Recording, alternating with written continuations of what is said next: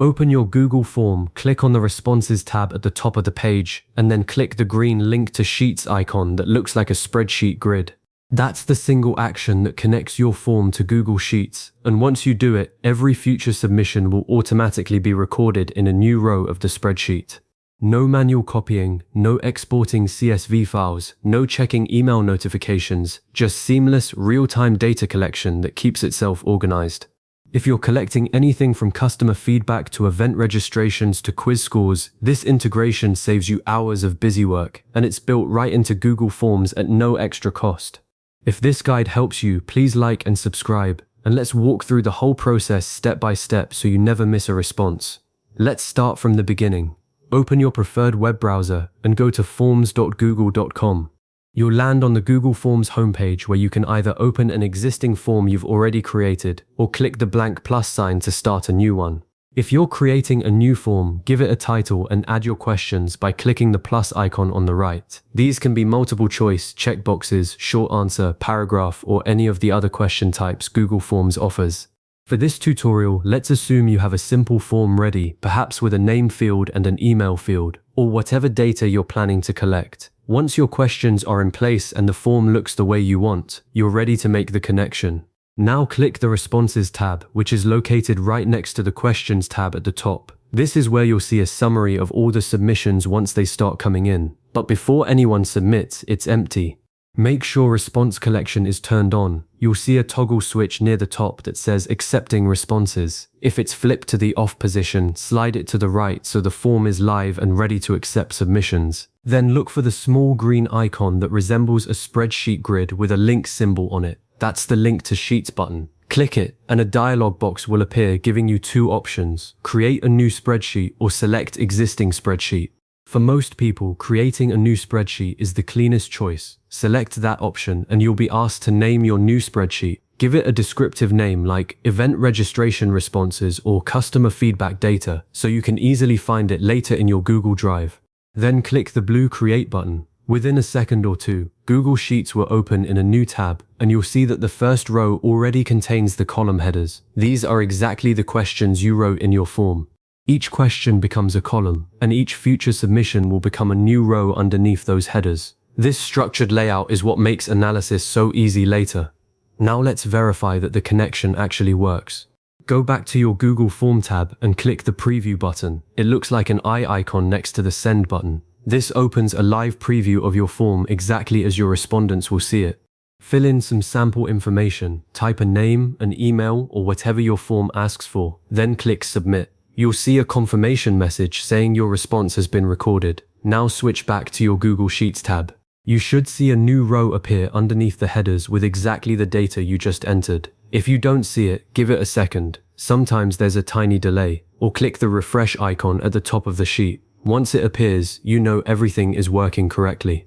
To really cement your confidence, submit a second sample response. Go back to the preview, fill in different information, and submit again. Return to the spreadsheet and you'll see that second submission has been added as another row right after the first one. This real-time synchronization is the core benefit. It means as soon as a real user hits submit, their data lands in your spreadsheet instantly. No extra steps required. Now test what happens when you modify your form later.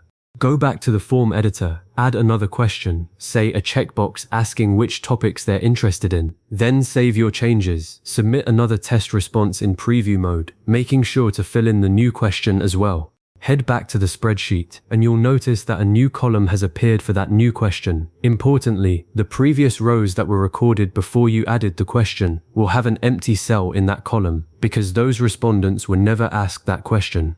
This is by design and perfectly normal. Your historical data stays intact while new submissions include the additional field. Now that your form is connected and tested, you can start managing the spreadsheet to make the data more useful. First, resize the columns so the headers and data are easy to read. Click and drag the line between column letters at the top. Then freeze the header row so it stays visible as you scroll down through hundreds of responses. Click View in the menu, then Freeze, and select one row. This is a small touch that makes navigation much smoother. Next, apply filters by clicking the funnel icon in the toolbar or going to Data and selecting Create a Filter. Filtering lets you sort by a specific column, like showing only responses from a certain date, or only people who selected a particular option. This is incredibly handy when you're reviewing feedback or registration data. Beyond basic filters, you can also format dates or numbers. If your form includes a date question, Google Sheets may store it as text, so you can select that column and go to Format, then Number, and choose a date format that makes sense for your region. Similarly, if you're collecting numerical data like quantities or scores, you can format those columns as numbers to enable calculations.